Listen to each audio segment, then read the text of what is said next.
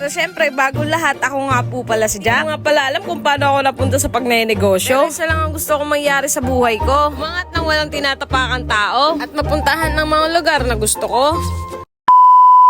Jeez! Dahil nga nakabalik na ako ng Laguna, titinda na naman nga pala ulit tayo mga par. Bago nga pala ako dumiretso sa tindahan, mamimili nga din pala muna ako. Bago nga pala ako umuwi ng Bicol, lang na nga din pala yung stock namin mga par. Bali dito nga pala ako namimili sa Coffee de Grey. Halos andito na nga din pala lahat ng supply mga par. At kung balak nyo nga rin pala mamili mga par, mag-PM na lang kayo sa kanila.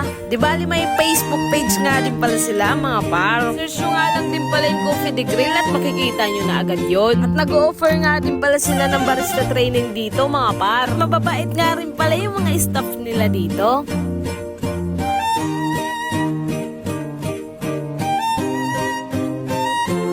Di bali, dediretso na nga rin pala ako nito mga par sa pagtinda. Di bali, nauna na nga rin pala sila madam sa pwesto. At sumunod na nga lang din ako. At kapag Sabado at Linggo pala mga par ay meron ditong sumbang nagaganap. Kahit sino nga pala mga par ay pwede naman mag-join. Kaya kapag willing ka magsumba mga par, pumunta ka lang ng Sabado at Linggo. Kaya naman para malaman nyo, ilike nyo nga pala yung Cubstop Food Park. Nyo pala makikita yung mga update tungkol sa Cubstop. Madali na nga lang din pala tong hanapin na Cubstop Food Park mga par. Nasa Google na nga din pala siya mga par. Yun lang, salamat sa panunod.